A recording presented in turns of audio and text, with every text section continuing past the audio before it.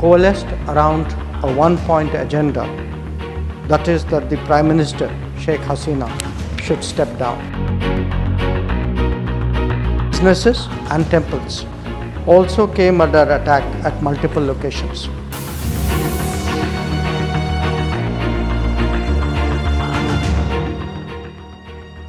बांग्लादेश जल रहा है।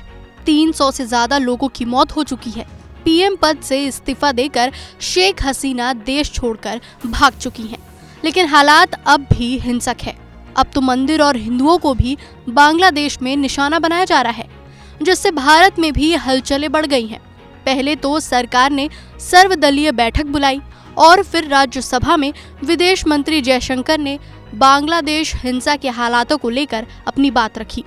विदेश मंत्री ने बताया कि करीब 1 महीने से हो रही हिंसा का सिर्फ एक ही मकसद था, और वो ये कि बांग्लादेश का तख्ता पलट करना, शेख हसीना को प्रधानमंत्री पद से हटाना।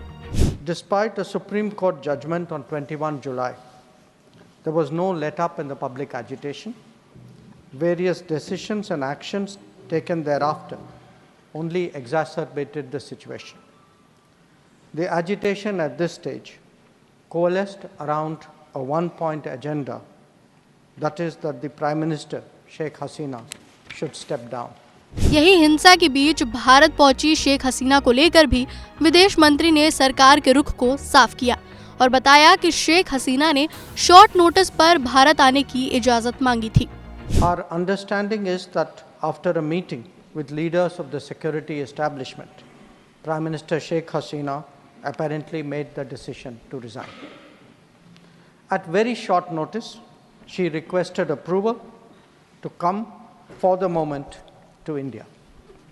We simultaneously received a request for flight clearance from Bangladesh authorities. She arrived yesterday evening in Delhi. बता दें कि पड़ोसी मुल्क में हिंसा के दौरान कई मंदिरों को भी निशाना बनाया गया है। ढाका के इस्कॉन मंदिर में तोड़फोड़ भी हुई है। बांग्लादेश के 27 जिलों में हिंदुओं पर हमला। पिछले 36 घंटों में 334 हिंदू घरों में तोड़फोड़। 5 जिलों में मंदिरों को नुकसान पहुंचाया गया। मंदिरों में तोड़फोड़, श्रद्धालुओं और पुजारियों से मारपीट।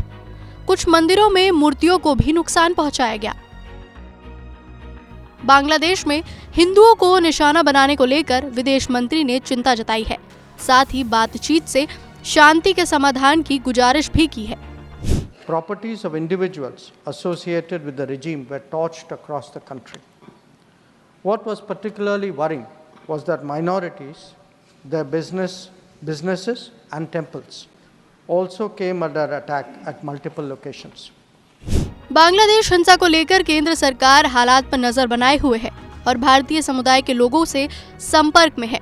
बता दें कि करीब 19,000 भारतीय बांग्लादेश में हैं, जिनमें से करीब 9,000 तो केवल स्टूडेंट्स हैं, जिनमें ज्यादातर जुलाई में भारत लौट आए हैं।